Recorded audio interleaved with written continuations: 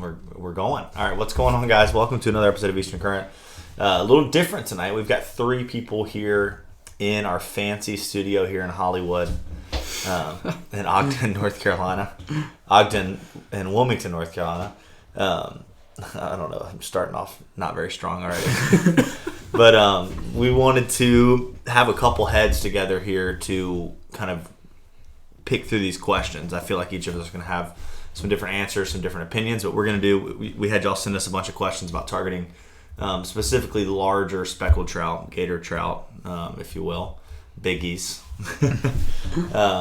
And we're gonna go through those and answer those questions for y'all the best that we can. Before we do that, be sure to go check out our Facebook group, Eastern Current Fishing. Great place to connect with other anglers, get the inside of what's happening on Eastern Current, with Eastern Current, and kind of find out about different stuff that we've got going on there. If you haven't, and you do love Patreon and want to help support the back end, check out do love Eastern Current and want to help support us, check out our Patreon page. You get early access to the content, and as much as I can, I'm updating weekly or bi-weekly, on the water tips. So like, what did I see today? What worked for me today? What's going on? What's trending here? And I think I want to try to get Mike and Cameron on some of that stuff with me too, which will be fun. But that's on our Patreon, Eastern Current Fishing through Patreon. The links will be in the show notes here on the podcast platforms as well as on YouTube. So check that out. And then I want to thank Explore Boatworks. They're partnering with us. iStrike Fishing, another great option. And also the Small Craft Shop. It's Peter Scholes. If you have any fiberglass or gel coat issues with your boats, I wanted to give him a couple shout outs on some episodes. He's done some really good work for me. Great place to take your boat. Really, really well priced. He's not going to beat you up over price, and it's very quick. Like every time I dropped off a skiff with quite a few little gel coat issues, and he knocked it out in 2 days. So it's really, really quick, and he's really, really focused to detail. He fly fishes. He loves to light tackle fish. He gets it. He understands like people really care about their skiffs and their bay boats and stuff like that. So a great place to bring your boat if you need to get some gel coat work done. That's the Small Craft Shop. It's in Wilmington, North Carolina. Peter Scholes is the guy's name. But let's jump on into some questions here. Y'all ready for this? It's super hot. I opened the window, so if a dog barks or you hear a siren or something, I probably should just take my hoodie off. I do have a shirt on right there. Should we just pass this around? Yeah, let's just pass around and read a question. All right. You can go for the first one. Trolling for trout. Who wants it? Trolling for trout. I think it's a great way to locate fish. Yeah, I agree. I wouldn't say it's necessarily, a way that I'm like going to go out and try to target big fish. Mm-hmm. Yeah. Do y'all see that kind of play through? Not that you couldn't catch a big fish doing that. No. I think like for me, the biggest thing is I've done it before and I'll mix match my colors. So I'll do like 2 rods out the back, set them at different distances with different weight jig heads and either different size plastics or different colors.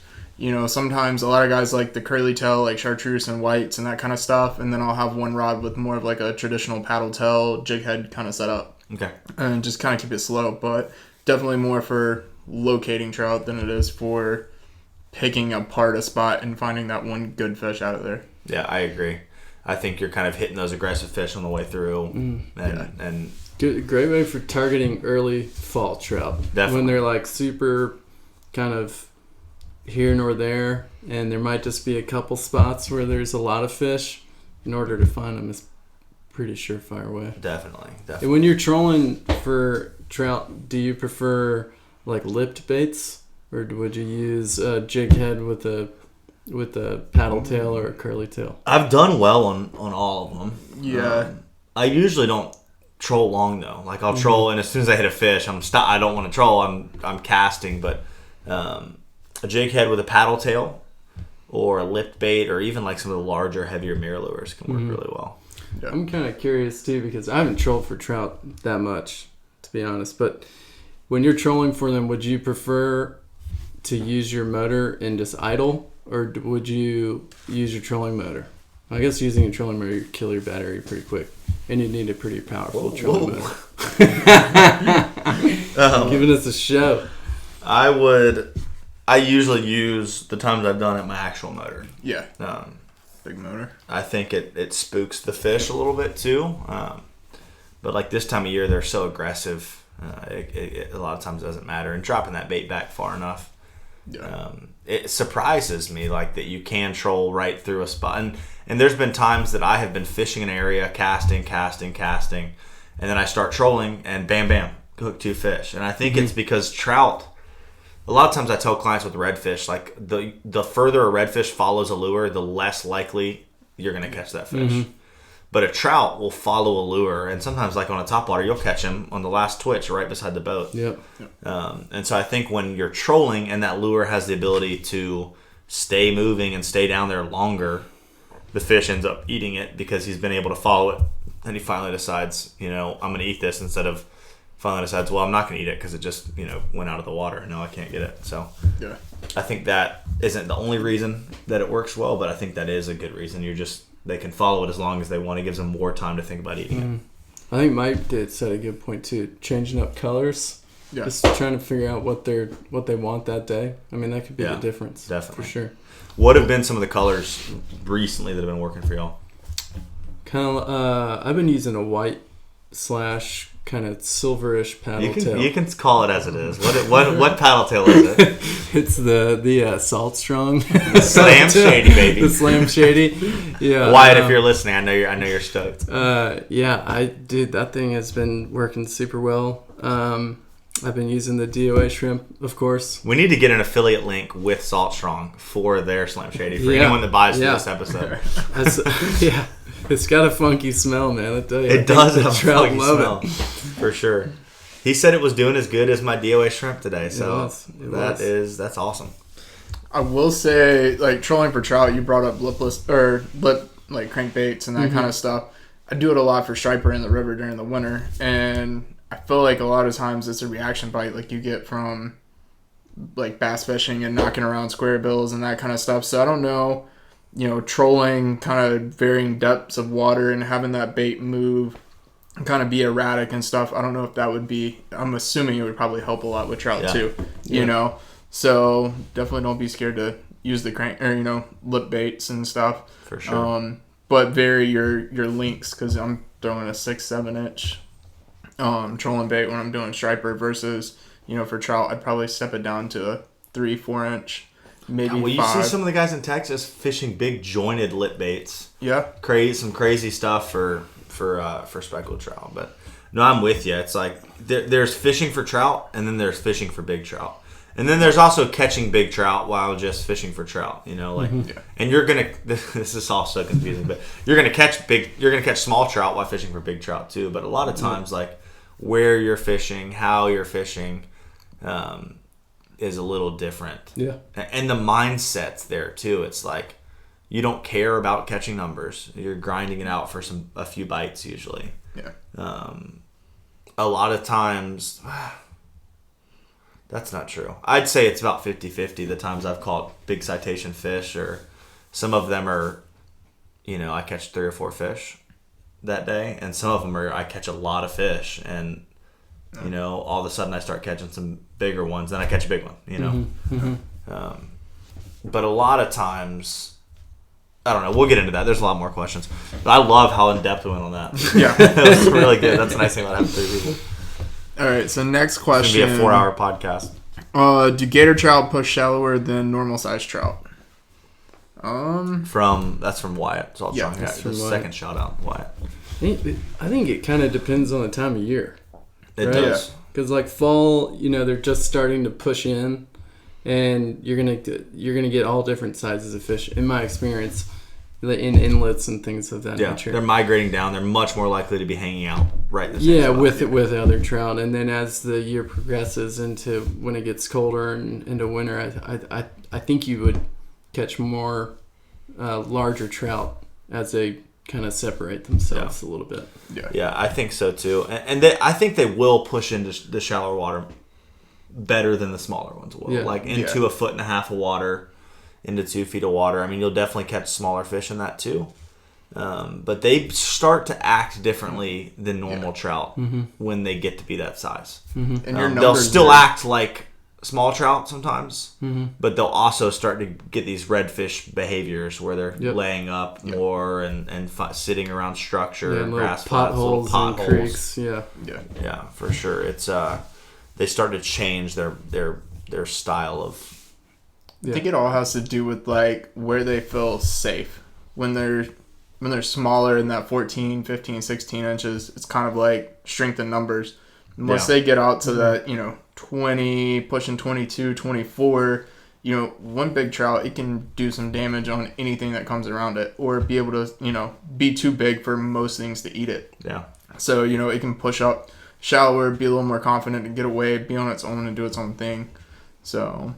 Yeah, I agree. I think that shallow water fishing for big trout, especially like you get some areas out of the current a little bit where the trout can lay up. They like that kind of stuff. They also like current. I mean, it's a funny thing to talk about because it's like, oh, all these differences, but then also at the same time you say, but none of that matters sometimes too, and everything is the opposite. So I feel like that's fishing in general. Yes, it is, definitely. But yeah, shallow water. Do you think they move into shallow water before the vast majority of trout move into shallow water? I think you get those warm days, they slide up on those mud flats and whatnot to hang out and to take advantage of being closer to bait on the surface and being able to warm up. Yeah. That's something we're going to see in December and November. Like you get cold water and then all of a sudden you get 4 or 5 days of warm water. So especially if it's around a moon, then it can be, there can be a lot of fish up shallow. It's a good time to fish. That shallow water. All right, let's look at the next one. When larger bait disappears later in the season, do you still need to throw big baits for big fish? Well, that's kind of a loaded question, I feel like. That is a loaded question. So my kind of theory right now, this time of year, is like I know you've been fishing around some of the inlets. You've been fishing around some of the inlets. The mullet that are leaving right now, when they get blown up by bluefish or by trout, they're big. I mean, they're 5-6 inch mullet. Well, they've been here all summer. Yeah, and they've just been growing and growing and growing, and now they're 5-6 inches. Yeah, they're big baits, and those trout will eat those.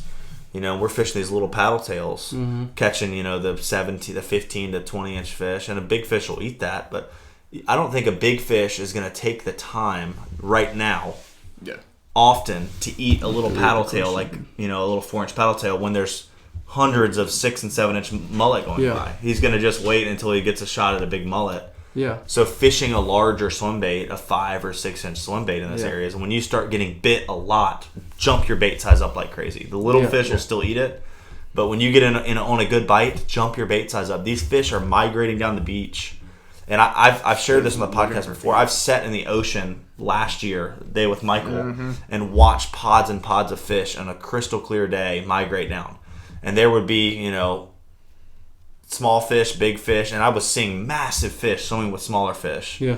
And so I know that they will be sitting together right now. Early fall. Early to mid-fall. And so jump that bait size up. Look at what the biggest mullet is that you're seeing get blown up and fish something like that or a little bigger. Like, give that trout a reason.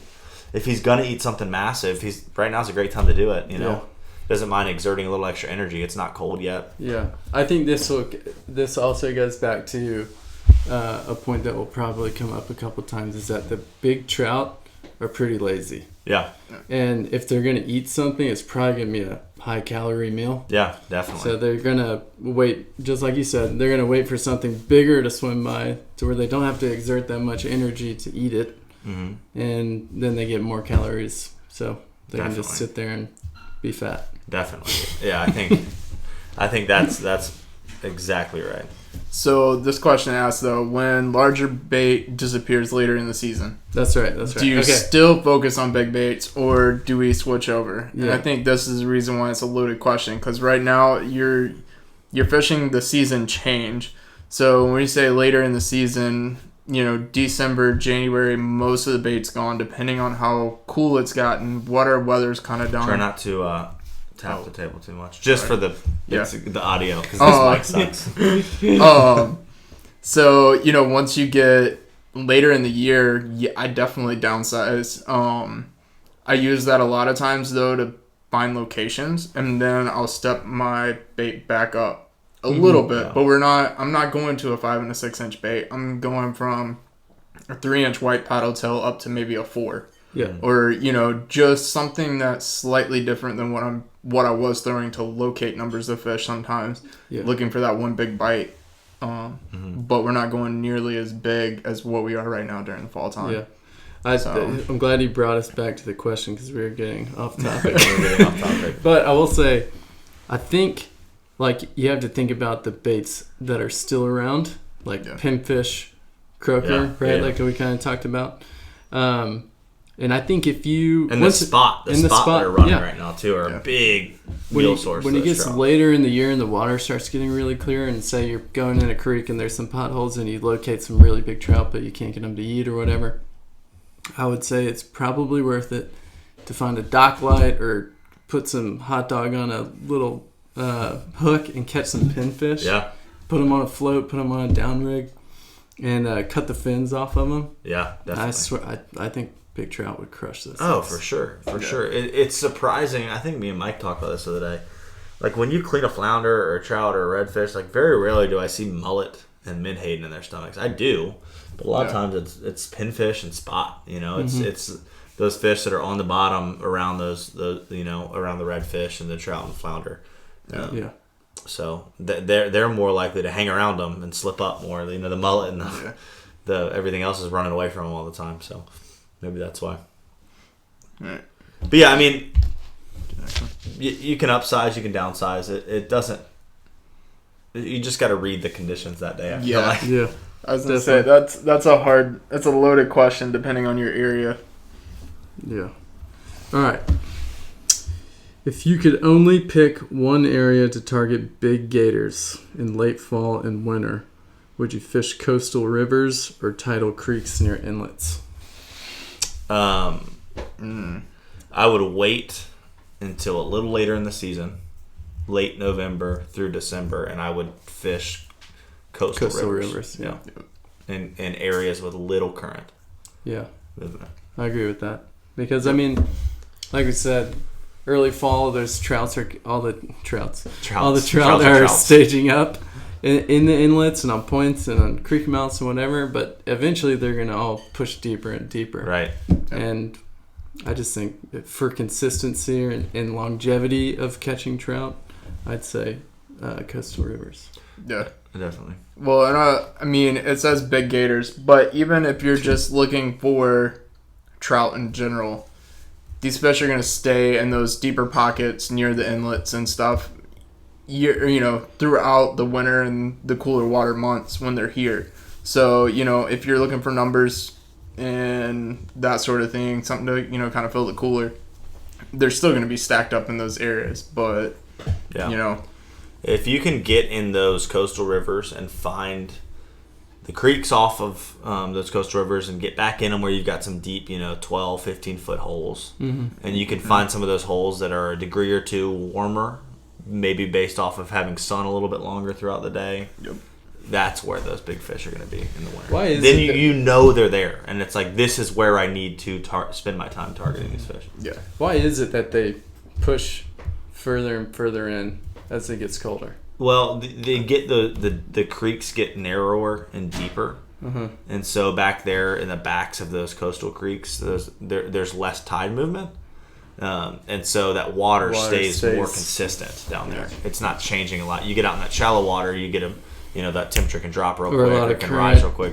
Coming in and out. Yeah, that makes That sense. and during the winter when the water gets colder, metabolism drops so much that they're not able to exert that much energy and be fast, to go snag something that's coming by them in heavy current. I feel like it's easier for them to grab a mill when it's slow like that. Yeah.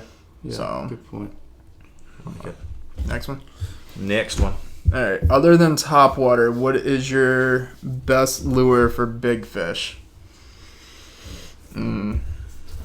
Oh, I've really liked the 5-inch diesel minnow. Yeah. And then an MR17, and then a red flake DOA shrimp. Red flake DOA shrimp catches all sizes. It does. Those are the 3 lures and that's a lot of lures and topwater Yeah. that I've caught citation trout on. Yeah. Yeah. But that pretty much covers like all spectrums of Yeah. lures too. I'd say the bigger paddle tail, Yeah. Bigger 5 paddle or tail's 6 good. inches. Yeah. I would say Late that was winter, mine. slow rolling it, just Yeah. kind of low on the bottom. Yep. That was definitely for me last year. The way I did best. So. Yeah. But- It was funny in my fishing career when I learned, like, wait a second, you can just retrieve a paddle tail. You don't have to twitch it. Like, you can just reel it and it swims beautifully, just like a big fish. I don't have to sit there and be all fancy with it. Like, when I want to be lazy and still effective, just throw it out there and reel it in. Yep. All right. The next question is from Josh Kid 4. He's a gamer from Illinois. I'm just kidding. Josh Kid 4. Go-to lure for targeting big trout. That kind of plays back in. But if you had to pick one lure, I'd probably pick. Will you hand me that right there? The right time of year, I'd be throwing a 4. Or I guess this is, how long are these? 5 inches probably. Yeah. It's the full size spook here, and these are some sexy and new colors that I've painted up for this season. But a 5-inch full size spook would be probably. It's not all the time the best lure to throw, but when the conditions are correct to throw this, they're gonna eat it. So Definitely.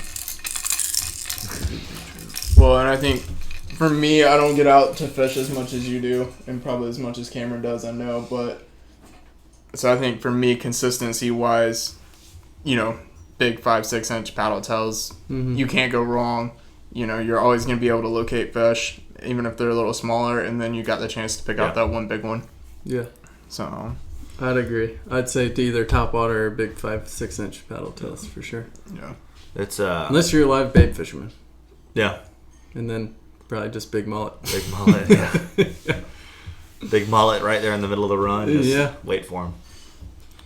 Alan got a 26 and a half on a live mullet under a float already this year. Yeah. Leave it there on. you go. All right, next one. Who's that? Zane Loney? Zane. Here, I'll read it. It's my terrible handwriting. Oh, Zane Long, best tides for targeting them in the surf. Them being trout. I abbreviated or shortened a lot of y'all's questions, so if it's like crappy sounding grammar, it's probably from me shortening Best it up. tide. For targeting them in the surf. I'd probably say low, because then you can see the sloughs at least. Yeah. yeah. For sure. Which I don't is- do it much, but yeah, don't I either. think just like anything, there's areas that you're going to want to target them at different times, you know. Yeah. Maybe like mid to low where you still got that current falling off Yeah. the beach too. Yeah, definitely wouldn't want to do it at slack tide, probably. Right. But yeah, sloughs where bait looks like it's going to get trapped or flushed through, I would Yeah. think would be the time sure. to do it. And that's something. Well, we need to get a surf trout fisherman on here because none of us Yeah. do that all that much in the No. surf. So I don't. We don't. I mean, Outside of that's targeting what I would the say red. too. That lower tide, but we could be wrong. Yeah, I'm just kind of thinking of like how I would target redfish in the Yeah, surf. that's you true. know? yeah, And they're congregated in that time period, and it's not like that they're working on the tide like they would in a creek out off the Right, beach. You know? right. So All right, my up. sorry, Zane Long. RJ, night fishing for big trout? Question mark. I think it's a good time to do it. yeah. To go target them. Those fish eat at night, especially around the moons. Ryan Under Christofferson. Yeah, dock lights. Yeah. Or just areas where the water's lit up even. Yeah. Like, you get some good street lights or whatnot. There's a guy at Intercoastal Angler, Ryan, who caught a 10-pound trout at night under some lights. He's caught a lot of citations. Yeah, that and I night. think that's his favorite time to do it, right? Yeah, I think those fish, feed well. And he catches a lot of them on topwater at night, too. Yeah. They key in on that noise. But night fishing for trout is great. I got another buddy, Lenny, who is a pastor at a church up in Hampstead. So he just really gets a lot of time to fish at night. Mm-hmm. So he goes out and fishes at night, and he's done really well and gets a lot of topwater. It's like you think about the best time to throw topwater is usually in the dark when you're still out there, and then the first bit of the morning. So if you really want to topwater fish, go fish at night, especially right now. Like you can, I think you could smack them on topwater. I know it's Matthew Wallen sent me a video 2 years ago of some lights in the noose. Uh-huh. I mean, and he was like 50 yards away or something. All you hear was, Oh gosh, dude. Yeah. That's awesome. That is one thing 50 yards away. I'm glad you said it because it reminded me. If you do go out and you do fish dock lights, stop way back away from them. The jacks and bluefish and stuff will stay playing on them hard. Yeah. But like the trout are smart. They'll slide off of them on motor noise and stuff, and try to hit them from as far away as you can. And it doesn't hurt to go practice casting at night before you roll up to your first dock and try to cast. Really understand like your lure and how far you're throwing it, because you might go throw 6 MirrOlures or something right up onto someone's dock, and that gets expensive. Yeah, it's quick. a really good way to spend some money. Yeah, for sure. But yeah, definitely if you haven't done it, get out there. I don't get the time to go do it much. Like spending the day on the water, and then I come home and I don't want to leave my wife and my baby to, I'm gonna go fish again. And it is one of those things where you like really have to commit. And man, if you get there and there's no fish there, you're like, dang. Where else can I go? I only know of one dock light. Well, I think too, like just access to the water to fish, especially like around here. There's just so many docks. Like unless you have a boat and can get in the water, unless you're right underneath the bridge or in the surf, you're kind of limited on what you can get to. Yeah. But also night fishing, a lot less boat traffic, that kind of stuff. A lot less going on the water, and I feel like those fish are.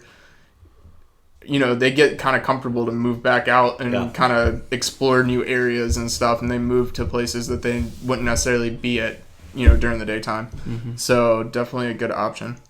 I think that if I wasn't a guide, as much as I've started to love trout fishing, I might become like a nocturnal trout fisherman, because it gets so crowded in a lot of the areas during the day. Like if you went out there, I think you'd be competing with gill netters a lot, because a lot of my buddies that do go out and fish at night, they're like, there's gill netters everywhere at night netting.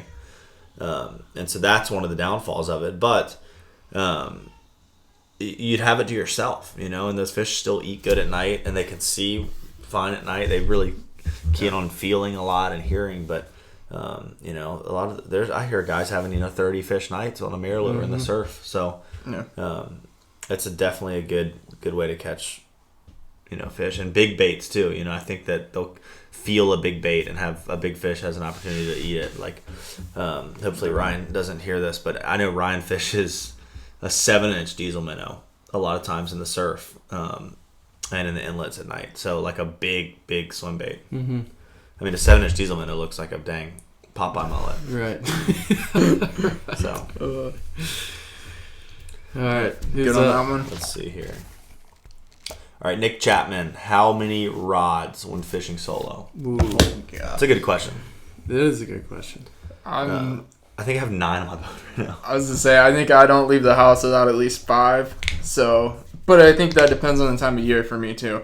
Like right now, I'm like Judd. I got a DOA on. I've got a jig head with a big, 5-inch diesel minnow or some kind of paddle tail. I've got a topwater on. I've got a MirrOlure on, and then I normally have another jig head with a smaller 3.5-inch paddle tail.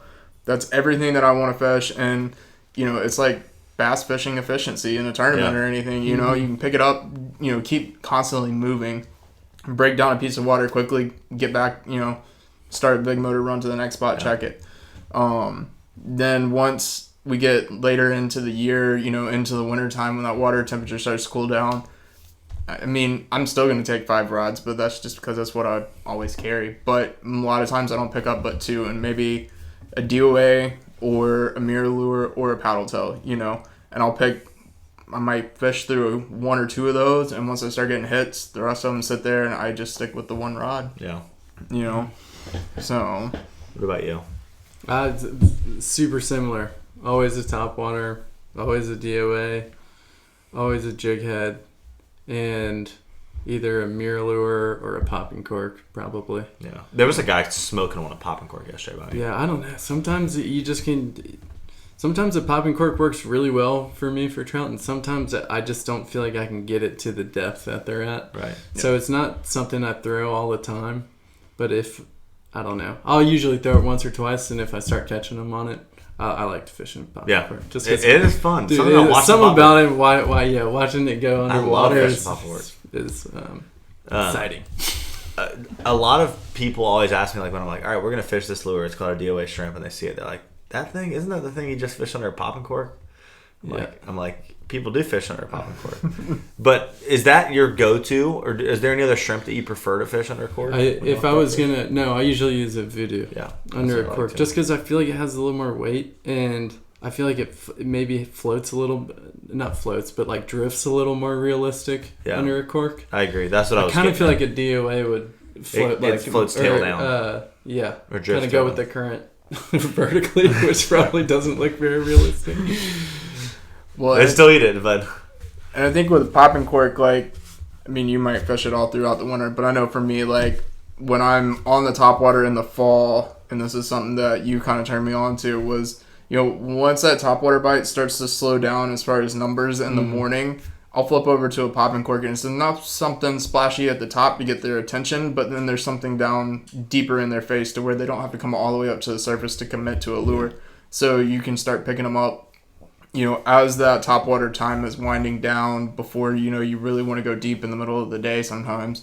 You can pick them up like that. Yeah. So Yeah. And one thing I've learned too about the cork fishing like that too, especially after quickly transitioning off of a topwater bite, shorten that leader up. Yeah. Because they'll still come up and they'll be looking at that cork, but just like they would a topwater, not eating it. So fishing like a foot long leader or a foot and a half long leader under a cork, where you know I'll go anywhere from like 3 feet to a foot on my leaders. Which a foot, when you look at it, it looks really weird. yeah. But you know they'll sometimes you'll see the trout pop in the cork. They'll come up and smack the cork, and so shortening that leader up can be important. I do have one lure that I've never used it, but I'm pretty excited about it. It's one of those sinking mirror lure twitch baits. Oh, like You the ever heavy use one? deans, like the Yeah. heavier ones. Yeah. Heavy deans. I like those in current. Like when Yeah. you're in the heavier current, I like those heavy because the 17s get hard to work. Yeah, Yeah. they do. You in know, they current. get swept in current pretty hard. Yeah. Great in low current areas, but Yeah. you'll like that heavy dean. I don't fish it much. It's hard. It's a hard one to get clients on too. Like. Yeah. It's like the DOA shrimp, but I've gotten to the point of like with the DOA shrimp, I can walk almost just someone say, through it. just don't do anything. Just Yeah. throw it out there and just keep your line tight. Yeah. Yeah. And I can watch them and coach them through it. It's a little harder to coach them through like the mirror lure and the twitching and all that, but that heavy dean is sweet. If you had someone that had never fished before and came trout fishing with you, what bait would you have them throw?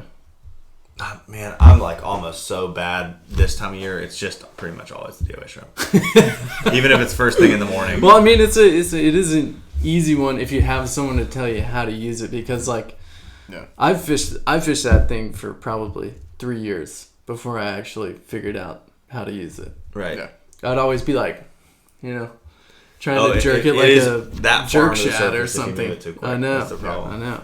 You got to.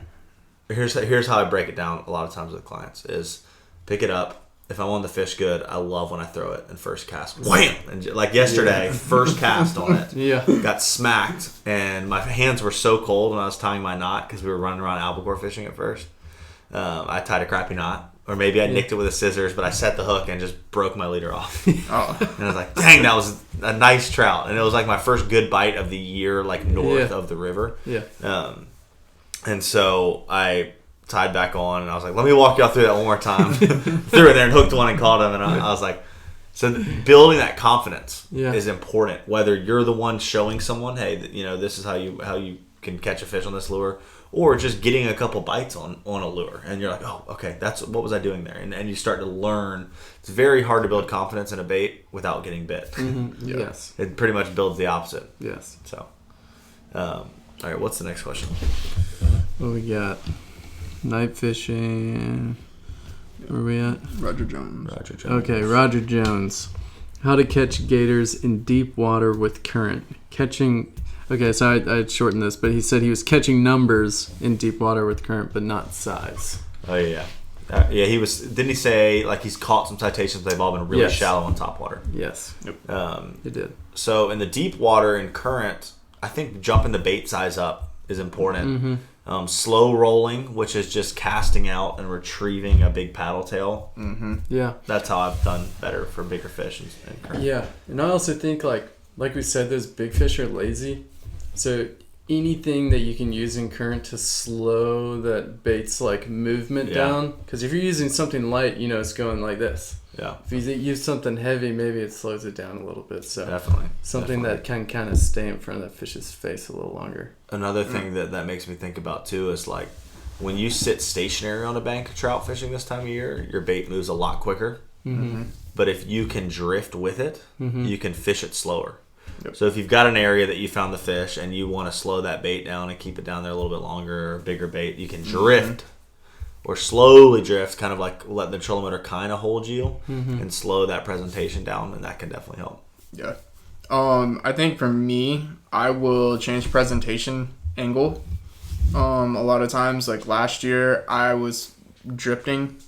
And I kept picking up typical 14, 15 inch fish. I actually went to the top of the pool, casted to the back of it, and reeled it up current, just super slow, letting it bounce on the bottom. That's a good point. Getting the angle slightly different to where you're presenting it differently. And boom, boom, I hooked 2 18, 19 inch trout. Not monsters, but I picked up the better fish in the school. Yeah. And I think too, depending on like here, when I think deep water with current, I'm thinking like big holes in creeks. I'm going to fish that area. If I catch numbers, I'm going to start putting my cast somewhere just outside of like the norm of where I want to fish at. Yeah. Something where the water eddies just a little differently. I'll break that down 5-10 casts through that area and try to get the bait to land somewhere different, or sweep through there differently, because those fish, like we said, are lazy. So if there's something that's just slightly different to where that fish doesn't have to work as hard and he's dominated that spot and that's his territory, you got to get the bait in his face for him to eat it. Yeah. So find something that's just slightly off from where you're catching those fish, that still has deep water, maybe a little less current, a little eddy. Maybe there's a little drop on the sandbar, a little oyster pocket, something that's going to hold that fish, and target that specifically. Yeah, that's money. That's good. Sweet. What is the next one? Roger Jones, thanks for that question. Love you, brother. And so where are we? What's the mirror lure cadence? What is the mirror lure cadence? That's a Slower than you loaded think. question. Slower than you think. This is, someone else go. I feel like I caught myself. I filmed this video for church the other day with Hannah. Yeah. And I was sitting there as soon as I played it back, and I realized I interrupted her so many times in the video. I was like, do I always interrupt you that much? And she's like, yeah, you interrupt me more than that usually. And so I've realized it now. And I feel like I keep interrupting y'all, so someone else go first. No, I mean, I'm by no means like a mirror lure pro. Mirror lure Or pro. like an We need to get hoodies MR17 pro. But when we went on a trip to the Noose, what was it, last year? Yeah. I had like a super good day with one of those Twitch baits.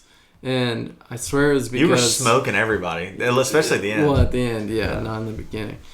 But I swear it was because I slowed down my Twitch from what I used to do. Mm-hmm. Yep. And I mean, almost every one of my hits came on when it was sitting there dead still. Yeah. I think they just see the flash from a little distance away, and as long as it's not moving, they want to slide in there and sit there and twitch, and they're on it again. Think of them as like kind of like creepers hanging out, kind of, but just in the shadows, like behind the bait a little bit. Yeah. And then that honestly is kind of how they act behind a mirror lure or a topwater. Yeah. They don't come right onto the scene right off the bat. They'll kind of come in and check it out. Which is why I've heard a lot of people put freaking Pro-Cure on mirror lures. Yeah. I've never done it. Sounds disgusting. Well, and your pause, twitch, maybe start with a pause at 3 to 4 seconds. I know, like last year, where did we go? I'm trying to remember where we fished. But we didn't have like a crazy good day, but we had a really good day. New River? No, it might have been the Noose. But I know that at some points we were having to let our bait sit there and pause for 8 to 10 seconds between twitches. Really lengthen out your pause time on those. And something else that I started doing last year was I changed out my trebles so that my trebles were a little oversized, so the bait would fall and you could work it a little faster for the earlier time of year. But then like once we get into later time of the year and the water starts to cool down, then I'll go back to those smaller trebles to where the bait reacts like it's designed to, where it just sits there and suspends and doesn't really have that fall to it.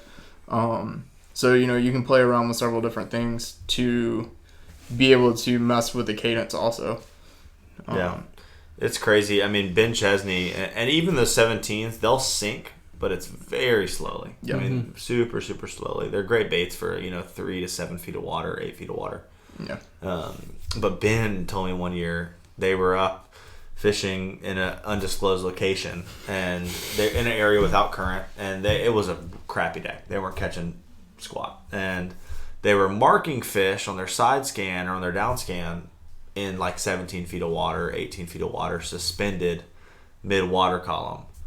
And they started throwing MirrOlures, 17s, in like almost 20 feet of water. And would throw it and just keep the line tight and just let it sit there for like 30 or 40 seconds. Mm-hmm. And then wham! They started catching fish like that. Whoa. And so, it gets your wheels turning. Like, think about a really cold bait fish in a deep hole like that. He's probably just sitting there. Yeah. Really not doing anything.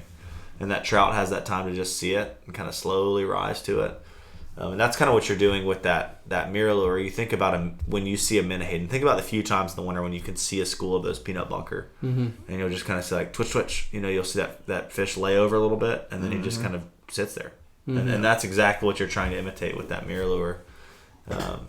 And so to walk people through the retrieve on a MirrOlure, it's all about a twitch and a pause, and a twitch and a pause. And so what I see a lot of clients do early on is they're dragging the rod tip too far on the twitch. So it's like a swing, not a twitch. Mm-hmm. You really want to pop like 4 inches of the rod tip so that bait's barely moving underwater, and he's just kind of laying on its side twice and then stopping. And then you want to just slowly reel just to get that line tight again. And then, like Mike said, 3 to 4, maybe 5 seconds, twitch, and then let it sit and slowly reel that slack out. And then sometimes, I'll play around to 7, 8 seconds, 9, 10 seconds. And sometimes I'll play around 1 second. So twitch, 1 Mississippi, twitch, 1. And it depends. Mm-hmm. You'll find a different cadence of how they like to bite. Usually that 3 to 5 second pause is kind of money. It gets those lazier fish. It gets those more aggressive fish. Mm-hmm. But I like my rod tip. Like if I'm standing on the boat, I kind of like to fish my rod tip low into the left, kind of down on the surface of the water, and smack with that rod tip. Mm-hmm. You can kind of hear that line whipping when you do it. It's just a short little pop. So that's what I like to do. Sounds good to me. All right. Next up is, what size Yo-Zuri 3DS minnows do you like? What do you like, Cameron? Yo-Zuri minnows, what do you like? Probably, I like all sizes of them, really. Yeah, me but too. the two, I think they make a 4-inch. Yeah, 2 and a half, a 2 3/4, and a 4 inches. 2 3/4 and 4-inch. For gator trout, obviously, bigger is probably better. Yeah. But those things are great. They are great. The little ones, man, I like those. The little ones too. The 2 3/4 inch. I personally have never caught a gator trout on those baits. I know people that have, but this time of year with all these bay anchovies and glass minnows leaving, they're great baits. Like those trout are eating a lot of glass minnows. That's why those little crystal minnows work well. That's why like the little opening night small swimming trout tricks, paddle tails, they work well. They just resemble like a little glass minnow, and those Yo-Zuri minnows work really, really well. I don't like treble hooks very much unless they're big meaty treble hooks like on a topwater, because I feel like I lose a lot of fish on those little trebles. Yeah, then 2 3/4 has like teeny little trebles. Teeny trebles, yeah. You need to fish a very light tipped rod if you fish those. You want a lot of give. You want 10-pound braid and a light tip rod, and probably even maybe 8 or 10-pound mono leader. Yeah. A lot of stretch with those little small treble hooks. But I mean, you don't have to do that. At least fish a really light tipped rod. Don't go through that thing on like a medium fast or even heavy, or especially not a medium heavy. Fish on like a ultra light, medium light. Even like my buddy Ray, I was with him the other day, and he has these custom rods he had built, and they're walleye blanks. They're called Immortal walleye blanks. I gotta find some and get some rods built out of them. I mean, they were the sickest trout rods I've ever fished with. Really? Just and they're made for walleye fishing, so fishing really light stuff in like 25 feet of water and like jigging it, and you can feel the bites on it. I mean, you could feel everything on it. It would bump like a little stick floating in the water, and you could feel it in the rod. Wow. That's crazy. But that would have been a good small treble hook rod. All right. But yeah, both sizes. Honestly, I think I fished the 2 3/4 inch better. But if I was targeting larger fish with it, I'd go with the 4 inch. Do gator trout hang by themselves or with other trout? That was from Thomas. Both. I think both. Yeah, but a lot of times, at least in my experience, if I've caught a gator trout, typically they're in like, there's usually another one with it. I think they kind of pair up. Definitely. Yeah. Definitely. Yeah. That's a really good point. Like, don't be like, woohoo, I got my big one, like I'm done. Yeah. Not that usually happens. But that's... Yeah, and so like, say you catch one, and you got him up next to the boat, and he pops off for some reason, and you're like, I missed my chance. Yeah. Throw your rod in the water and leave. Chances are there's another one or a few around the same area. Yeah. Some people will say that they sit by themselves. They hang out with other gator trout for sure. Mm-hmm. I mean, think about how redfish school with usually fish of their similar size class. Mm-hmm. Flounder do the same thing. If you catch one flounder that's 18, 19 inches, pick apart that area because there's going to be at least one or two more sitting in that same area. Yeah. Me and Travis Overman from underneath one dock last year and in 2 days caught 5 citations under one dock. That's crazy. So they definitely hang out together. All right, next question. Cadence. If you catch redfish or bluefish in an area, do you keep fishing it for large trout? From Paul. Paul. I would say redfish, probably not. Bluefish, definitely. Yeah. I mean, because it happened to me this morning. I was throwing topwater, and it was like every time I threw a topwater, I catch a bluefish. Anytime I threw a paddle tail, I was catching a trout. Like in the same 25-yard stretch. Yeah, that's awesome. Yeah, I think that's a good point. The redfish wouldn't deter me from fishing the area. No, I mean, but as long as it's like, it depends. I guess it depends on what time of year too, right? That's because true. If it's early fall, you're probably not gonna be fishing like a flat in the back of the marsh. Yeah, exactly. Where you would typically be catching redfish. Yeah. But bluefish and trout both like current. So. Right. No, I'm with you. Yeah, bluefish big time. They're going to be in the same areas the trout are. Lizardfish. If I catch a lizardfish, I'm gone. I'm just kidding. If you catch a lizardfish, you might be in the right area, but also it might mean absolutely nothing. Yeah. Agreed. Oh, man. Did you see the picture of that lizardfish that Michael caught earlier this? No. Oh, my goodness. Dude, it was like a 4-pound lizardfish. Yeah. It was pulling drag and going up in the grass and stuff. And they kind of feel like trout sometimes. Yeah. Until you start feeling Rob going, no. Oh, man. I'm so sick of those things. Great baits to fish for bull redfish. Cut them in half, kill as many as you can, and drop them to the bottom so you can catch big redfish on them. Nope. All right. So this is the next one. How do you scout for trout in creeks in the fall and winter? That one's from Cameron. I like to move through areas pretty quickly. Yep. Put on a bait I'm confident with. I start near the inlets and I work my way further away from the inlets. And I make 10 casts on a piece of 20 yards of bank. And then I'll drop down another 20 yards and make 10 casts there. Drop down another 20 yards and make 10 casts there. I don't beat anything up too long. I fish something I'm confident with, and I move to as many spots as I can until I start hitting them. Especially right now, because there's a lot of areas that are loaded up, but there's a lot of areas that aren't loaded up. Yeah. So moving around until you find those loaded areas are pretty key. Yeah, it's kind of crazy how like a 15-yard stretch on one bank can be like totally loaded with fish, and like 15 yards past it, you won't get a nibble. Yeah. It is frustrating. It sucks to be the guy 15 yards back from the guy that's 15 yards up. Oh, no, it does. And that's where probably trolling, like we said before, is a great way to scout, I would say, especially in the fall. Yeah. And you guys, when you're trolling on the big motor, bumping it in and out of gear. Yeah. You're not stopping, but you're trying to just keep it lower, a little slower than just a normal idle. So bumping it in and out of gear. And that too is going to let those jig heads kind of ride up and fall and ride up and fall. So Yeah. and then another great way to scout in the fall too, or pre-fall, is cut your sounder on and just idle the banks of the areas that you want to fish, and mark all the little deeper depressions, like all where the creek guts come out and there's a little bit deeper. Mark those deeper pockets. If you've got a little, bump, a little rise, mark that and come back and fish all those little, undulations. Is that the right word? Little changes on the bottom. I think so. Yeah. That was a word that just popped in my head. I was like, that sounds fancy. I'm saying it. And then come back and fish those areas. I mean, that's how I found a lot of my trout spots. Like going to general zones that I know these are. This is where the trout are going to be, and then trying to find that structure that they're going to hold on. Yeah. Where there's changes. And like they were saying, it sucks to be the guy that's 15 yards down the bank. Figure out what the guy 15 yards up the bank, if you already know what he's fishing, run that pattern. Yeah. You know those fish are sitting there on that for some reason.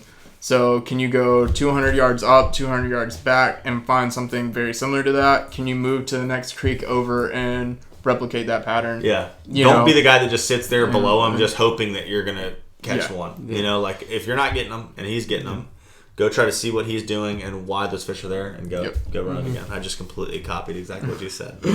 I was like, yeah, you're right. But what about late in the winter? Because it does get a little bit trickier as it starts getting colder.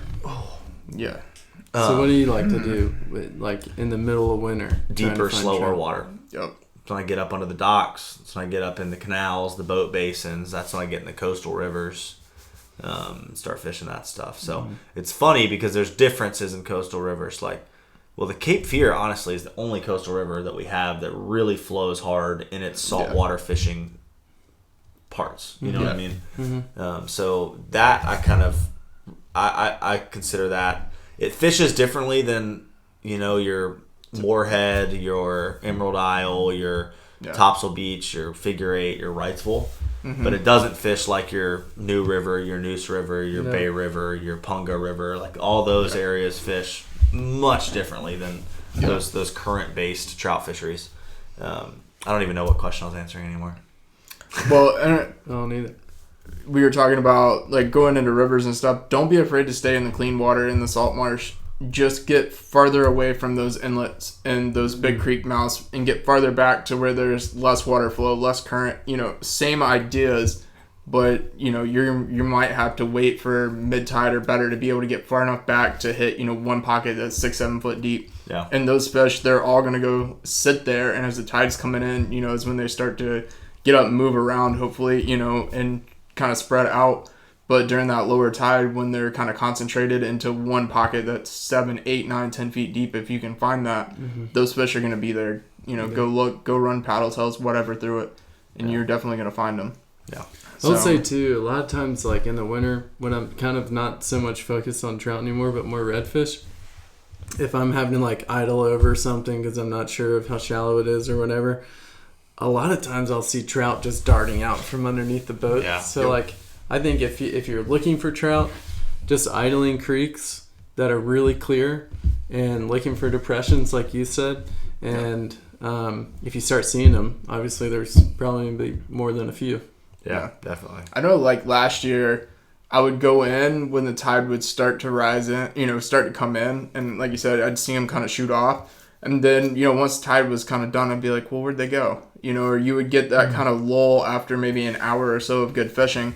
And a lot of times where the water gets real shallow during the winter and those mud bottoms start to warm up and then the tide comes in, those fish will slide up in that what was 1 foot of water at low tide and warmed up 2 or 3 degrees. They're going to slide up and they're just going to sit in the bottom and sit on that warmer stuff. At high tide, it might only be 3 feet deep, 4 feet deep, but they're going to move up into those areas, and that's where you can a lot of times find your bigger fish. So, and cover those, with less current. You can cover those with mirror lures and stuff pretty well. Yeah. I agree. All right, what's up next? What baits do you like for sight fishing gators in shallow water? That one's from Griffin. Whatever they'll eat. Probably a paddle tail.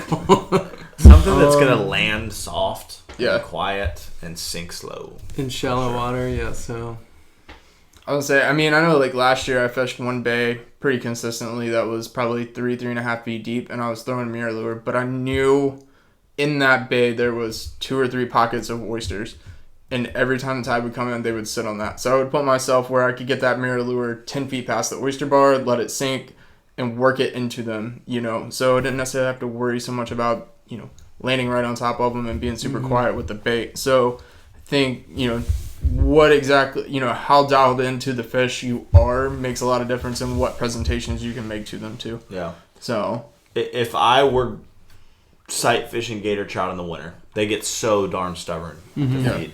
I would be sight fishing them with live bait for sure. I would, if they were eating artificial, sure. But every time I've tried to do this, they've refused artificials, and I've come in with live bait, and been able to catch them. But here's a tip: don't try to sight fish them. If you know they're there, which typically they are, they're creatures of habit this time of year. When you see them in those deep pockets, up on those edges of the flats when they get shallow, it's so tempting to go to where you can see him. Mm-hmm. But don't sit back, way back, and fish it for a long freaking time. I mean, it's the middle of winter. Like, if you catch one gator trout in January, like, it's your day's worth it. If you catch 28, 29 inch trout, it's worth it. And so sit back. If you do sight fish them, I would pitch a live shrimp on a treble hook, small, like little number 6 treble hook with a split shot in front of it. And I say that, and now I'm like, no, don't fish that because it's dangerous for the fish, a little small treble hook like that. But or just even like a small little circle hook would work well, and just let him eat it and slowly reel into him. What about mud minnow?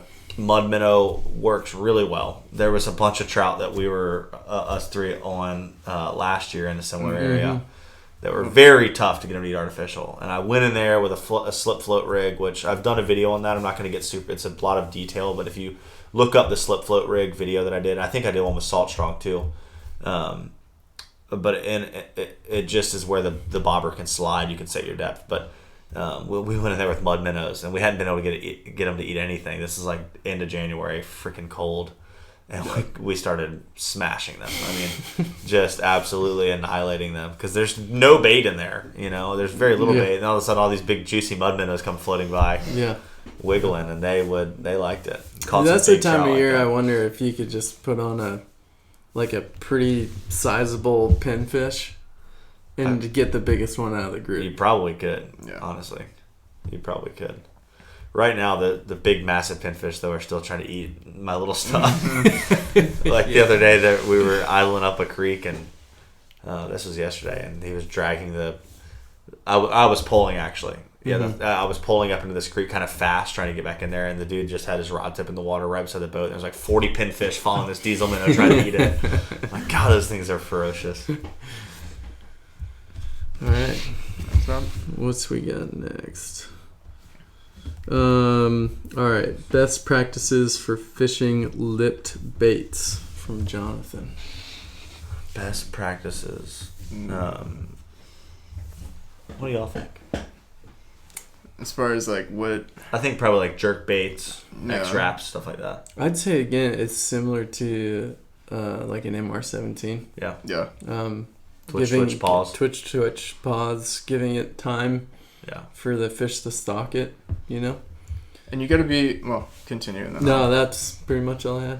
I was going to say, if you go into X-Wraps and some of those baits rise back to the top sometimes, depending on what you're fishing when it comes to lip bait. So being able to get a long cast in fishing it down current, working it up, will help keep that bait kind of down. And just let it slightly move so it speeds up a little bit and then just kind of sits there and wiggles and then speeds up and kind of wiggles. So what I have done as far as striper fishing with them always seems to be a lot better when I can throw it quarter down current and work it across, and not necessarily working it straight back up current and all, but working it across current to where you're moving across the pool, and you can start changing, make a 30-foot cast, make a 35-foot cast, make a 40-foot cast, and keep your boat in the same position and keep making that quarter across cast and retrieve. Seems to be my best thing, and I picked up trout, striper, and stuff, in the same locations in the Cape Fear doing that. But I don't know, I don't really fish them a whole lot when it comes to the clear water, that kind of stuff, and the actual salt marsh. say like behind Wrightsville Beach or whatever. So I don't know if that holds completely true or not, but if I was gonna pick them up, that's what I would do. Oh my goodness, I'm sorry, I'm tired. I keep talking.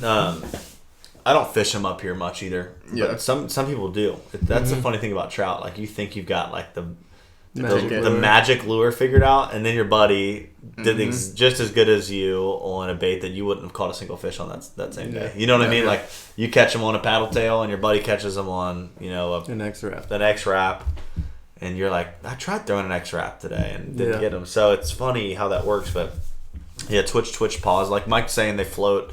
So sometimes you throw it out there, crank it 3 or 4 times so that you get it down, and then start working it. Or one time, you can kind of set the depth that you want to kind of keep that bait working at. Because every time you twitch it, it's going to go down a little bit. And when you let it pause, it's going to wiggle back up, twitch. There's one guy, he's got a tower yellowfin I see fishing quite a bit that likes to sit in the same area every day. And he's good. He catches fish, but he likes to throw down current and just work an X-Wrap back to the boat. And catches trout just like that. It's a great trolling bait too. But twitch, pause. You know, casting across current or quartering down or quartering up just a little bit and working it back to the boat.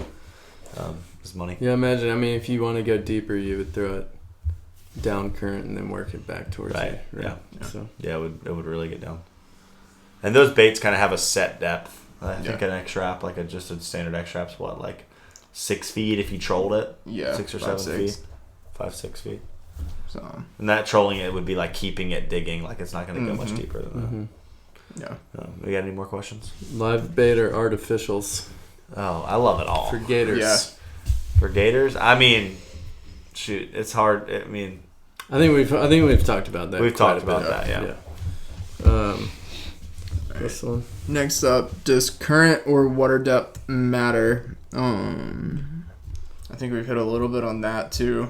Yeah. You know, kind of depends on your area, depends on the time of year, what you're looking for. Yeah, like it's gonna change everywhere you are. Yeah. Current, it can be great. Sometimes you don't want current. I mean, current never hurts, but you don't have to have it. Water depth, you know, you can catch trout and gator trout in a foot of water, and 60 feet. I mean, Yeah. the deepest I've caught big trout is like 40 something feet of water at the end of a big dock, and that was on live bait. But yeah, I mean they'll sit in it all. So No.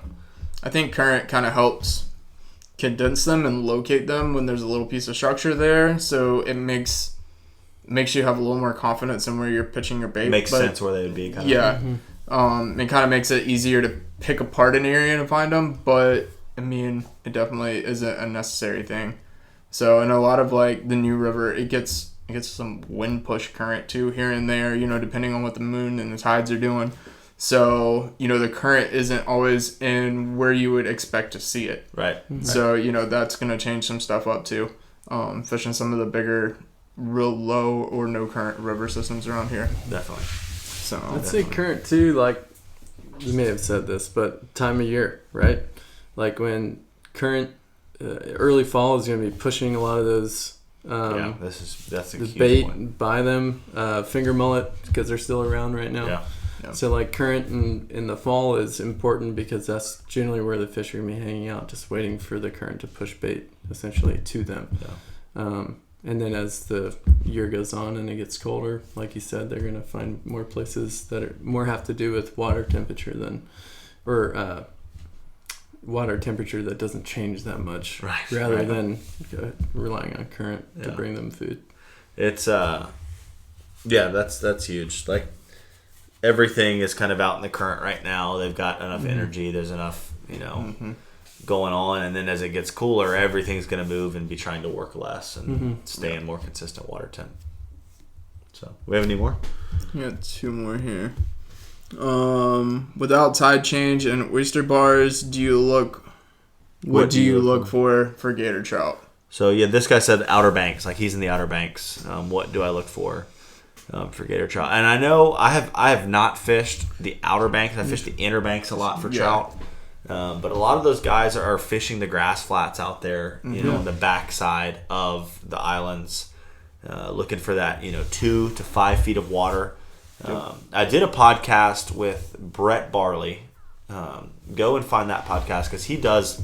We talk a lot about redfish, but he does talk a good bit about the trout. That was probably, I think this will be 86, episode 86. So that was probably 60. I think that was in the 60s. Go look around there. But looking for, it's a lot like how you start to fish for them down in the Keys, where you're looking for those potholes on the grass flats. You're looking for ledge or bottom transitions, like fishing those exterior drop-offs, those exterior edges, not trying to hit the bank, looking for those next sets of drop-offs, looking for guts, guts on between grass flats where when the water's dropping a little bit.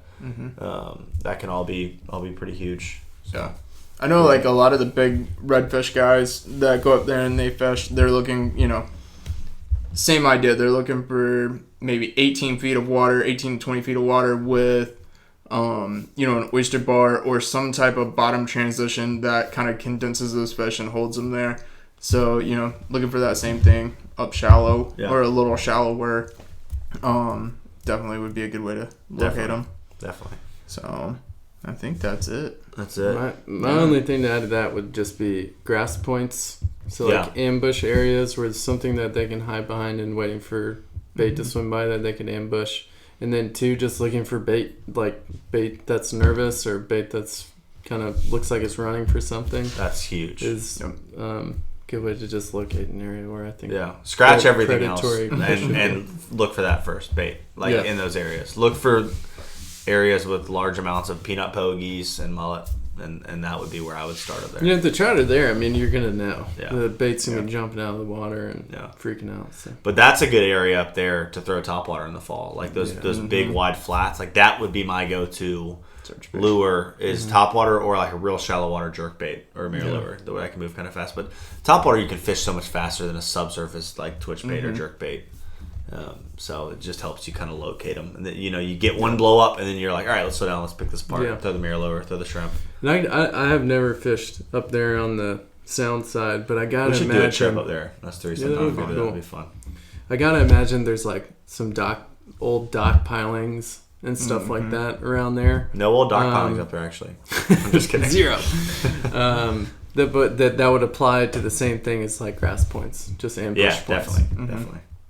One of the podcasts early on, a guy was talking about what he called like washing machine areas where a lot, and this isn't going to happen up there. This would happen in areas with current, but just one last thing I'll leave y'all with. Think about this: is like where's an area that kind of gets pretty churned up when the tide's dropping or coming in. That's got a lot of moving water and boils and eddies and might have some depth to it. That's where he catches. He's in South Carolina, where he catches the majority of his big gator trout down there. I think that's because the bait comes in there and it kind of gets disordered. washed around like a washing machine. It gets confused and boom. Look for washing machines, guys. Well, that was fun. We had a lot more questions that we did not write down this time that y'all had sent in. So we're going to probably try to do another Q&A podcast. I think this is a great way to kind of answer some of y'all's questions this time of year and get conversation flowing. And it would be obviously what we're already talking about, but we can answer some direct questions for y'all and maybe provoke some conversation that we wouldn't have already had. So if you do have questions you want to hear answered on the podcast, keep sending them in, especially trout-related questions right now is kind of what we're focusing on. And we'll keep rolling on that. But you guys, thanks for tuning in. We will see y'all in the next episode. Later.